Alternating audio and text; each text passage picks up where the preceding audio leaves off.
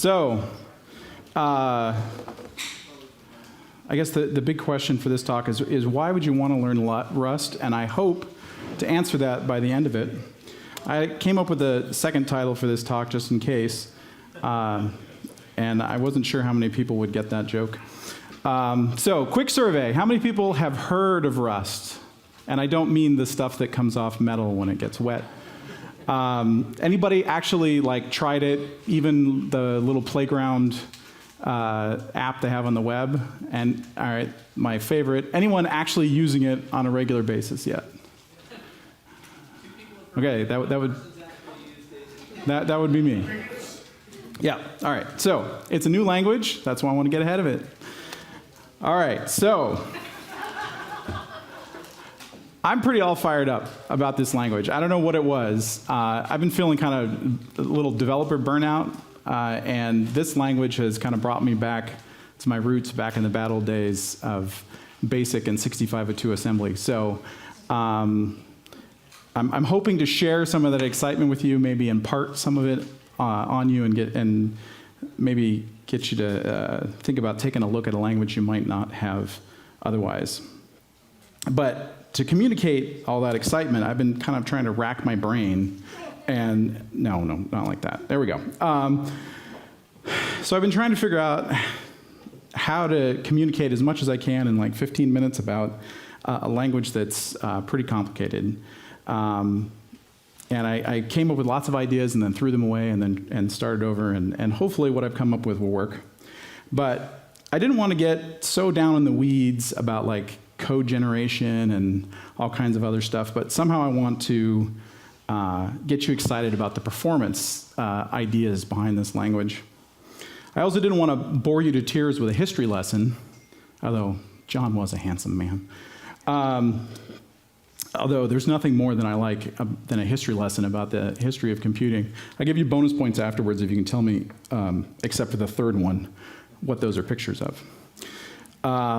But I'll spare you. I don't want to take you too much time down memory lane.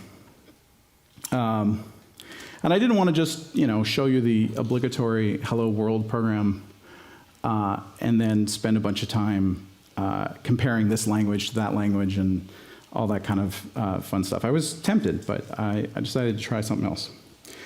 So, it turns out programming is hard. And it actually has gotten easier over the years, but some of the things we've done to make it easier have also taken their toll and their cost. So, as systems get more and more complex, it's really, really easy to make subtle errors and not even know it. And then your code runs as expected until one day when it stops. I found this little gem on Stack Overflow. The person was asking the question, why does my program segfault? And as you can see, it returns something from this function at the very bottom here, which they think is the number 12. But in fact, it's actually a pointer which they've put in the memory value of 12. And then when the main program tries to dereference that up here, they're actually trying to print out whatever's at location 12, which is not somewhere the computer usually likes you to start poking around in, so it immediately segfaults. Here's a very subtly different version of it. This time, they're intentionally returning a pointer, but it's a pointer to an int in the function, and that int goes up on the stack frame. There we go. Oh, first we have the pointer from the main function, and now we have the pointer from our function. And then it returns it up to the main function, but of course when the function exits, the stack goes away. And believe it or not, this still runs. It really shouldn't. But the bottom line is, unless you've done enough stuff in the meantime, that data is still there in memory. No one, to save time, right, we never actually bother to write zeros to anything. We just tell everybody you can use that again. And so it works until it doesn't, right? And then you add threading, or this is, a simple 12-line example. If you had a big program, this would be ugly. All right, so one day it might miserably fail. Now, why am I talking about stack frames and other silly stuff? It's just to illustrate that if people, this gray stuff between our ears, has to think too much about code at this level, it's really unlikely we're going to get bug-free code. So, enough about stack frames and memory locations. Let's play a game. Which would you prefer in the case of the code we just looked at? Would you like it to run and then subtly fail one day? Would you like a runtime to somehow magically make it all safe, but maybe at the cost of some performance? Or would you like for the compiler to yell at you and tell you there's a problem and then fail to compile? If you picked number 3, you might be a Rustacean. This is what people who write Rust call themselves, and this is their mascot. His name is Rusty. All right. What is Rust? Rust is a strongly typed systems programming language. Now, I can hear you screaming already, wait, that sounds like C. Why did we need another C? We already have one of those. And it's because there's one more bullet point, or sorry, 2 more bullet points. So the zero cost abstraction idea is something that C++ really brought to us, but neither of them bring us the idea that it's impossible to code a data race. And this is what Rust adds to the mix. Quick side note on the concept of a systems programming language. This doesn't seem to be a definition that anybody seems to be able to agree on. If you want to start a Twitter war, just say, my language is a systems programming language, and off to the races, everybody will go. But for me, I want to boil it down to one thing, and that one thing is that it's a language you could write an operating system in. I like that single line definition because it implies a whole bunch of other things, right? If you can write an operating system in it, that means it's not dependent on a whole lot of other stuff that wouldn't be there if you're in fact writing the operating system that provides all the stuff that you're going to be dependent on. Okay. But being a systems programming language, what it doesn't mean is that the language you're writing in has to be kind of archaic, like, oh, I don't know, it doesn't have strings. Fortran didn't have strings when it first came out. C still kind of doesn't know what strings are. And it doesn't have to make you sad. So, back to our story. Some say that money is the root of all evil. Rustaceans say, whoops, one too many. Oh boy. Too many transitions and the world blows up. Some people say that shared mutable state, it's supposed to change, is the root of all evil. And of course, shared mutable state is in fact memory, right? That's the shared mutable state that everybody has, it's memory. So you might say that code is hard, but memory management is truly gnarly. And unfortunately, the development of languages over time, for me, has just been a giant experiment to come up with better ways to manage memory and have the programmer not have to think about it too much. And the 2 answers we've come up with so far are garbage collection, and it's your problem. You can guess which languages are which. Neither of those are terribly satisfying. So, this is where Rust really tries to be different from the crowd. First of all, Rust has no garbage collector, right? But that doesn't mean it leaves you, the programmer, to do all of your own memory management. So it's all the memory safety you're used to with a garbage collector without the stop the world kind of GC pauses that you get in most languages. Garbage collection was kind of a nice band-aid, if you will, for fixing all our memory is too hard to reason about problems that I talked about earlier. For the last couple of decades, it put memory kind of out of sight, out of mind. Plus, memory got bigger, so we didn't care. But it does come at a very high cost. So the Rust guys kind of set out to come up with, like I said, safety without having to give up all that cost of having a GC or, again, leaving it back on the programmer to figure out.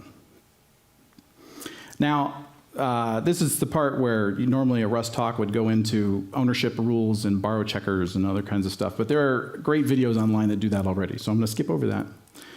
And instead, I want to try and whet your appetite as to how this all works with a little analogy. Everything in Rust has a lifetime, right? The compiler keeps track of all these lifetimes. So as soon as you create anything, whether it be something local on the stack or something on the heap, the compiler is already tracking it. And as soon as it creates it, it also knows when it's going to die. So there's always a start and an end point. And you can think of it kind of like typing. And when you type something like this, and you have an open paren and some quotes and another paren, do you type it in that order?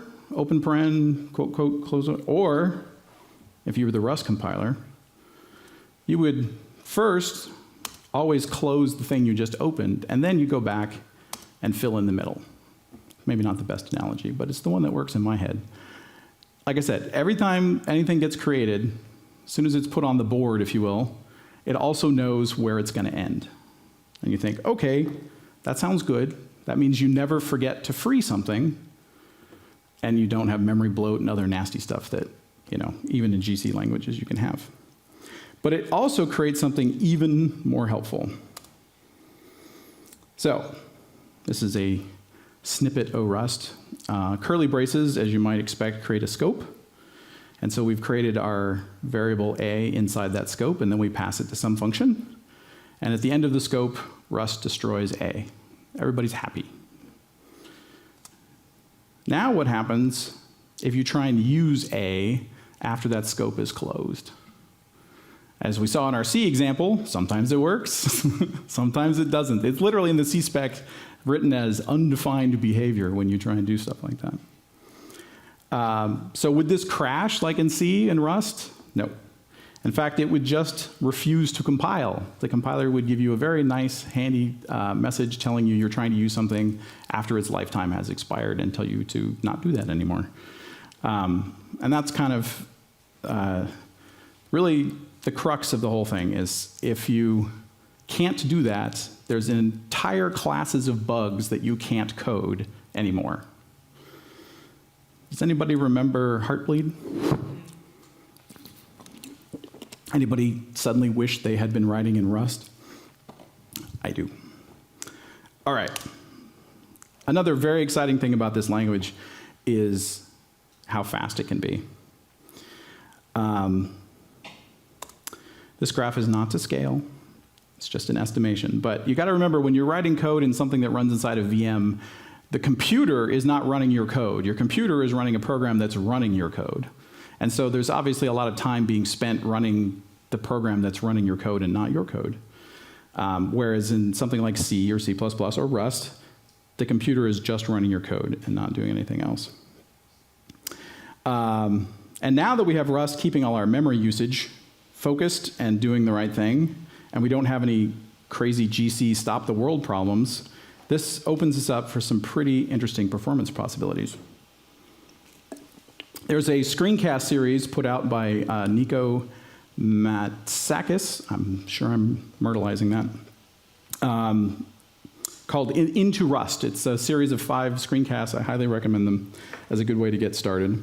But he tells the story of a method from Rails called blank. It looks like a simple method. It tells you whether a string is, everybody together, blank. And it uses a regex to do it. So it's not particularly fast. But you might think, okay, this isn't the most critical piece of code in a Rails app. How important could it be? Well, one day somebody was profiling a Rails app and found that this was getting called like 80 bajillion times. And decided it might be good to make it faster. So first, they rewrote it in C. And then they benchmarked it, and they found that in Ruby, you could run this method about 10,000 times a second. In C, you could run it about 10 million times a second. So it's about 10x faster. Now, there's no way we could improve on raw C, right? But then somebody rewrote it in Rust, and it came out at a measly 11 million times a second, another 10% bump. That's not so bad.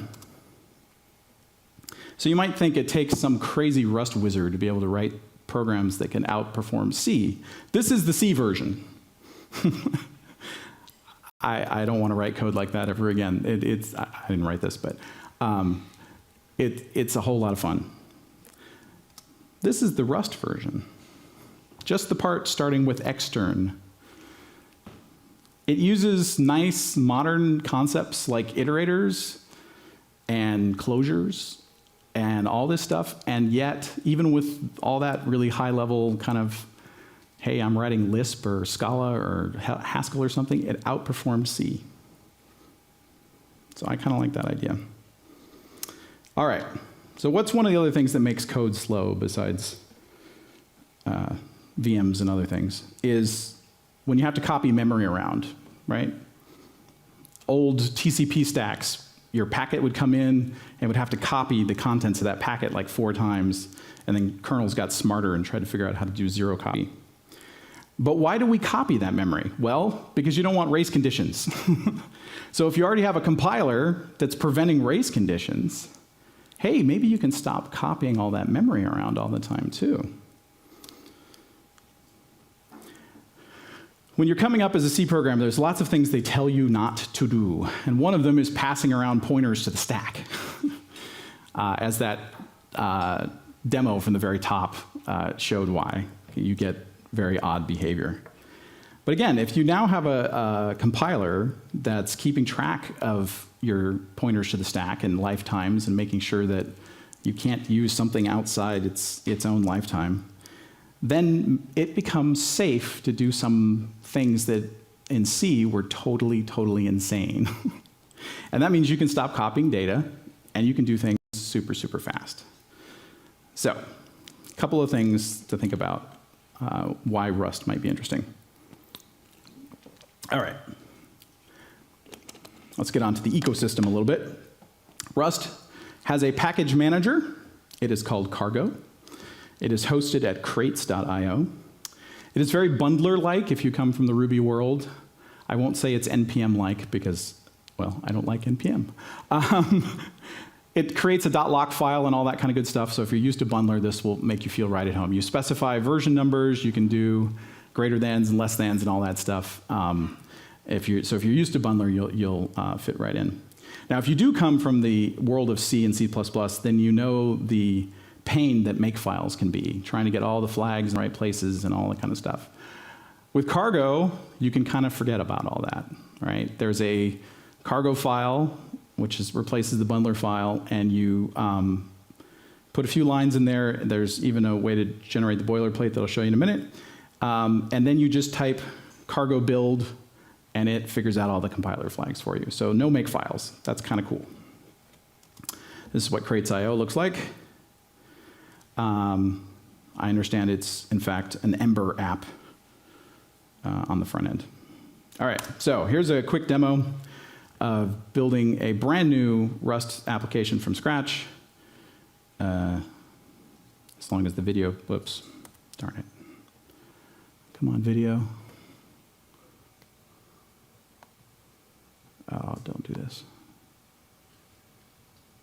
All right. I tried to avoid live coding, and it bit me in the butt anyway. Anyway, it just shows me running. You say cargo new, just like you'd say bundler new. You cd in there, and then you type cargo run, and it spits out hello world, and everybody's happy. OK. There's a whole lot more, obviously, to the language. I just wanted to really try and highlight a few things that I thought were the most interesting to try and get you to take a look again at a language maybe you wouldn't have otherwise. One of the things a lot of people have focused on is being able to use it from other languages. So again, if you have a hotspot, let's say you don't want to rewrite your 12 million line Rails app today, you find a hotspot, you can rewrite that in Rust, and you can link your Rust into your Ruby code. You can link it into C, you can link it into Python. People are working on being able to use it from just about anything. So it's a good, small little replacement when you need it.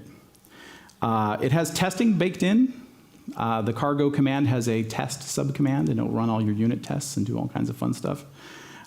It is not RSpec-like. It's more mini-test-like, if you will, but it works.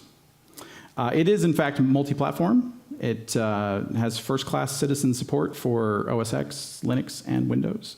All of the standard libraries work on both, so there's some nice abstraction there, where if you're trying to do networking, you don't have to know the difference between BSD networking and Linux networking and Windows networking and all that kind of good stuff. So even though you're using a compiled language, you can, in fact, do pretty nice multi-platform support. There's even cross-compiler support, so if you have like a nice, fast Linux machine, but you want to run the code on your Raspberry Pi, you can compile it on the nice, fast machine and then just copy the binary over to the Raspberry Pi. And then one other really interesting bit is they have a 6-week release cycle. So if you're used to browsers, we have the stable version, the beta version, the nightly version. Rust does the same thing. Every 6 weeks you get a new dot version. They're up to 1.12 that just came out like a week ago.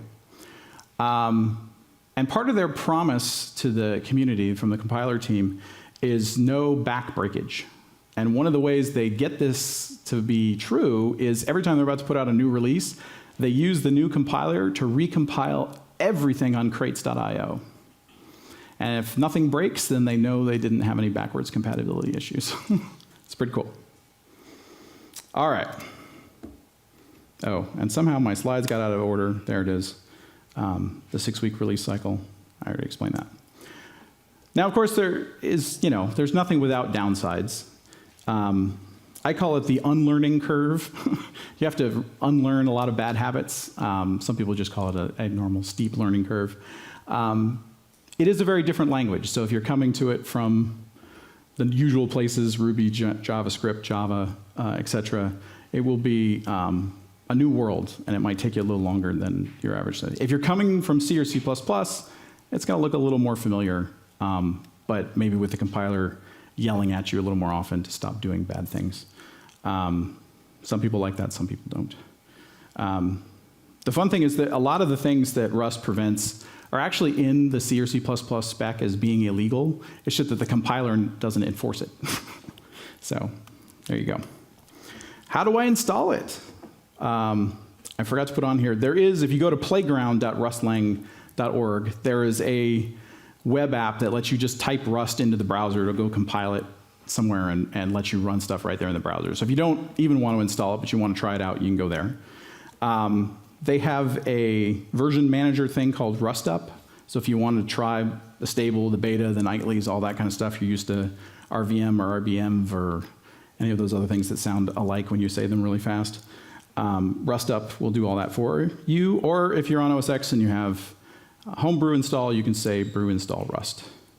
And then the nice thing is if you're used to gems and so on, if somebody puts out a crate on cargo or crates.io that is a binary, not a library, you can just say cargo install, and then that'll be put in your path, and you can do stuff. And one program you might want to try that with is somebody put out a new version of grep written in Rust that actually outperforms GNU grep in certain circumstances. It's called ripgrep, although I'm told that that's not an epitaph for grep. It's just, it rips through files. Anyway, you can cargo install ripgrep and give that a try. It's actually more a replacement for the Silver Searcher because it does entire directory trees, not just one file at a time.